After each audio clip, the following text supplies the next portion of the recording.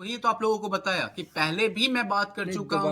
दोबारा अभी कभी हुई? दोबारा मैं उनसे कांटेक्ट करने की कोशिश करता हूँ तो होता नहीं है, और जब भी उनके सामने जाके बात करता हूँ तो उनके मैनेजर्स टाइम पे टाइम कि सर कब आएंगे, नहीं आएंगे, आपको फ़ोन करके इन्फॉर्म कर दिया जाएगा। ये दुर्गा स्वर्ण सेना में किस पद पे हैं? केंद्रीय महासचिव। केंद्रीय महासचिव। इस कॉन्फ्रेंस को बहुत अर्जेंट में रखा है क्योंकि कुछ ऐसे मुद्दे हैं जो झारखंड में आजकल हर कोई पीड़ित है इस मुद्दों से, और मैंने एक सोचा कि क्यों ना मैं एक कदम उठाऊं, क्योंकि सेम प्रॉब्लम मेरे साथ भी हो रहा है।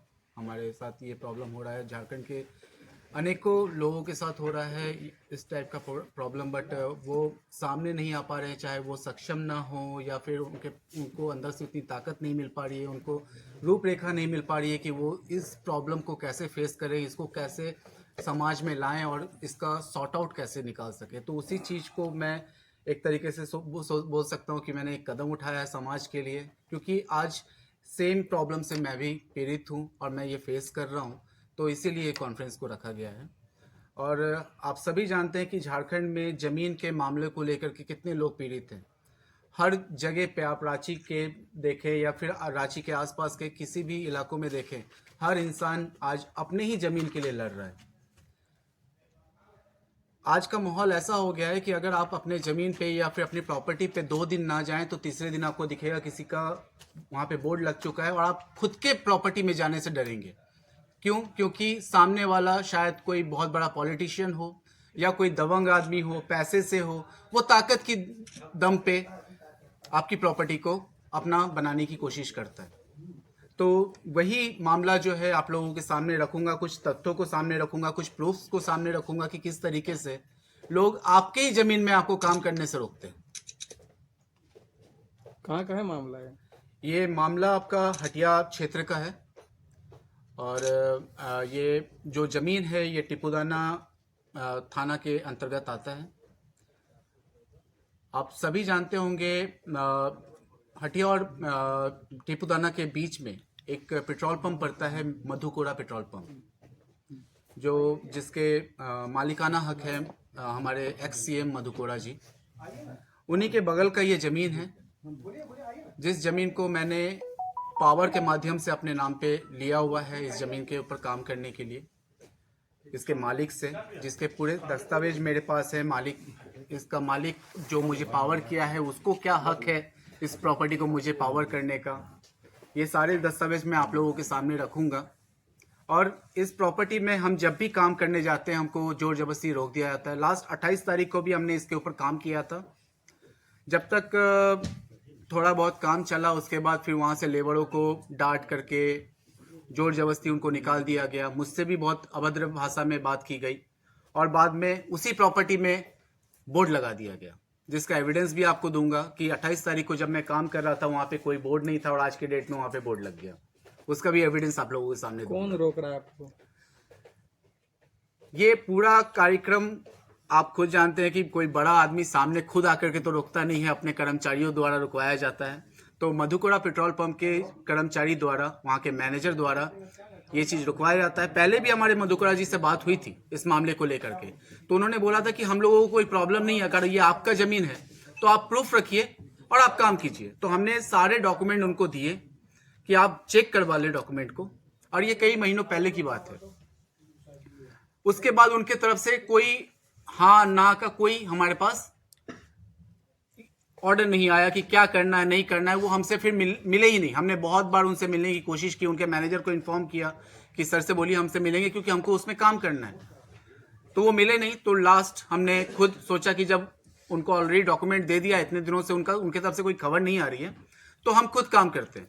तो 28 तारीख को जब हमने वहाँ पे कदम रखा फिर से काम करने के लिए, तो फिर हम लोगों को वहाँ पे काम करने से रोक दिया गया है।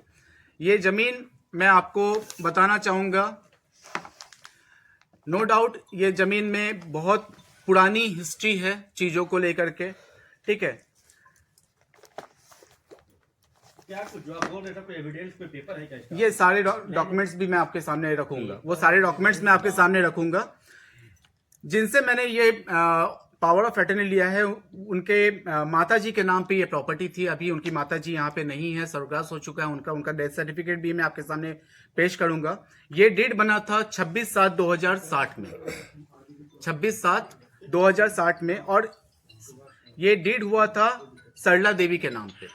सरला देवी ने ये जमीन को लिया था रामगति सिंह के तरफ से, और ये रामगति सिंह को ये प्रॉपर्टी मिली थी कोर्ट के माध्यम से।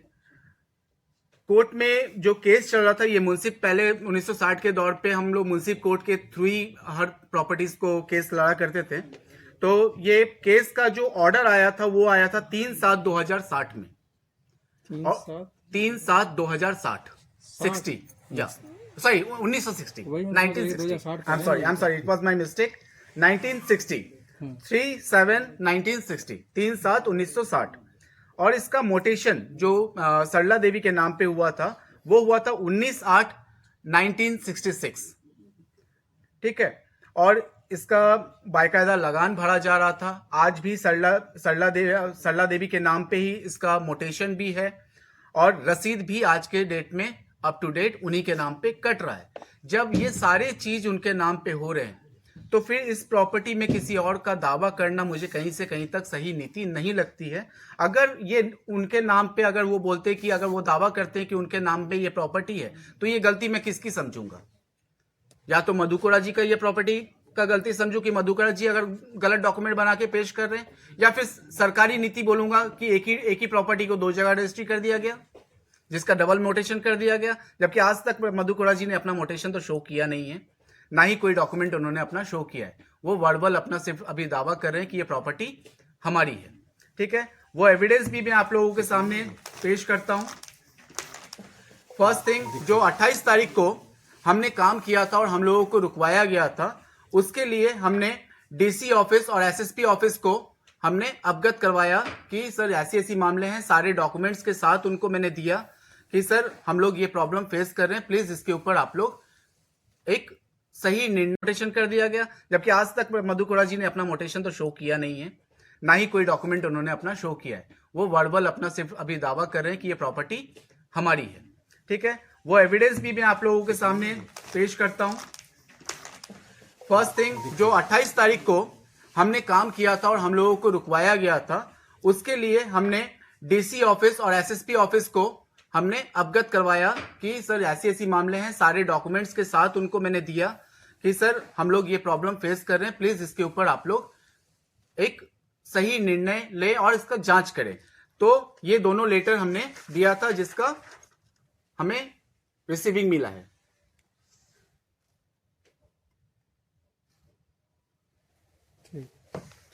बट इसके बाद भी उनके तरफ से अभी तक कोई सूचना हमको नहीं मिली है, किस तरीके का क्या प्रक्रिया हो रहा है, नहीं हो रहा है। अभी तक हमको कुछ भी इंफॉर्मेशन नहीं किया गया, ना ही हमसे कोई कांटेक्ट किया गया है, ठीक है। हमने, ये है वो डॉक्यूमेंट जो सर्टिफाइड कॉपी हम कहते हैं, किसी भी प्रॉपर्टी का सर्टिफाइड कॉपी होता है जो सरकारी रिकॉर्ड में रखी जाती है कि प्रॉपर्टी किसकी है, किस माध्यम से आई। इस डॉक्यूमेंट में ये सारे दर्ज किए हुए हैं कि प्रॉपर्टी किस तरीके से आई है, कौन से केस के माध्यम से आई है, किसके पास ये केस चल रहा था, किस तरीके से ये प्रॉपर्टी इनको हैंडओवर हुआ है। ये सारे साइकिल इसमें दिए हुए हैं। ये भी मैं आप प्रेस वालों को दे दूंगा।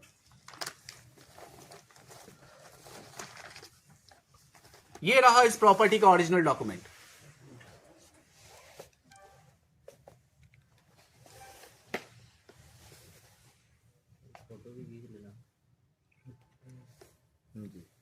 इसका कॉपी भी मैं आप लोगों को अवेलेबल करवा दूंगा, ठीक है।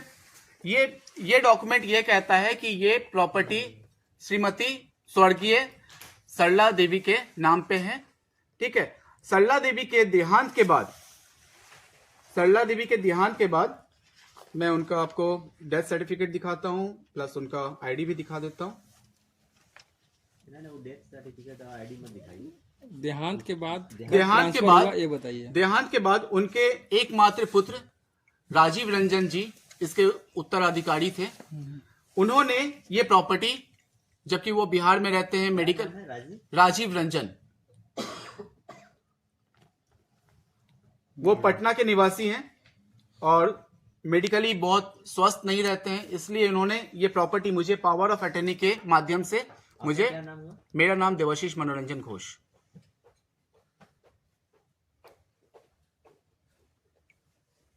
तो उन्होंने पावर ऑफ अटॉर्नी के नाम से आपको दिया। पावर ऑफ अटर्नी के माध्यम से ये प्रॉपर्टी मुझे दिया गया है। ये है राजीव रंजन जी।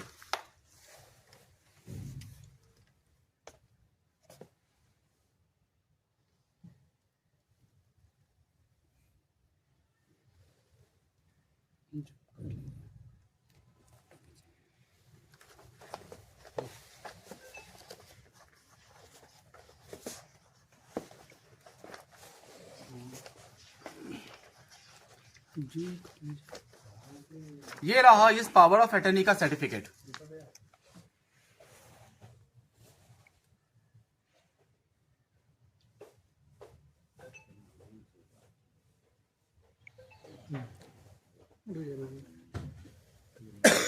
ये जो पावर ऑफ अटर्नी आपको मिला ये रजिस्टर्ड है? जी हाँ, इसका सर्टिफिकेट भी है। इसका पूरा एविडेंस अंचल में भी दिया गया है। सारे डॉक्यूमेंट्स में अंचल ने अपना मोहर लगाया है, ट्रू कॉपी करके। ठीक है।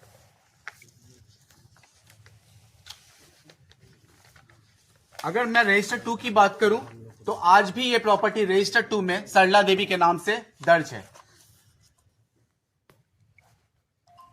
प्लॉट नंबर 581 8 डिसमिल, सरला देवी।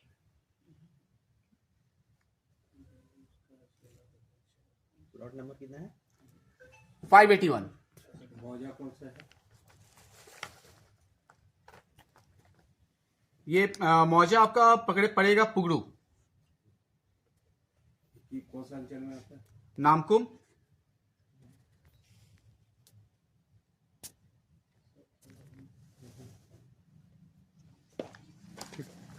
ये सारे एविडेंस मैं आप लोगों को अवेलेबल करवा दूंगा। मैं बहुत दिनों से उनसे कांटेक्ट करने की कोशिश कर रहा था, सर आप कुछ ना कुछ इसके ऊपर आंसर दीजिए, या तो आप इसमें प्रूफ कीजिए कि ये प्रॉपर्टी आपकी है, तो इसका कुछ ना कुछ जस्टिफिकेशन निकाला जाए। क्योंकि अगर ये प्रॉपर्टी आज भी सरला देवी के नाम पे उनका मोटेशन है और रसीद कट रहा है, तो फिर ये किसकी गलती मानी जाएगी? तो थोड़ा सा एक बार रिपीट थोड़ा सा कर दीजिएगा। तो सरला देवी का जो केस से जो ये डिग्री हुआ था जी, किसके बीच में चल रहा था विवाद? सरला देवी नहीं, सरला देवी ने ये प्रॉपर्टी खरीदा था रामगति सिंह,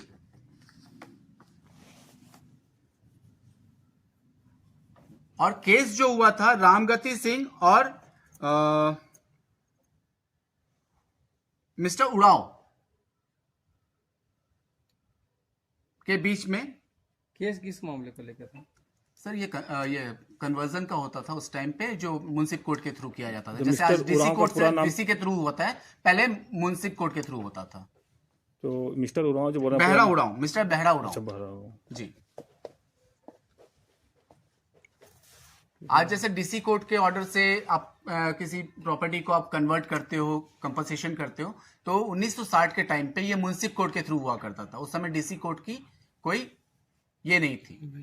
मतलब ये जमीन नाम पे जो हुआ है 19/8/1966। पोजीशन में आप बोलेंगे तो सभी हैं, क्योंकि हमने भी एक बार काम किया जबकि वो प्रॉपर्टी में पूरा का पूरा घेरा हुआ है, वहां पे कोई रहता नहीं है। ठीक है, तो पूरा बाउंड्री किया हुआ है। अब जब हमने काम करना स्टार्ट किया, इसके पहले कोई नहीं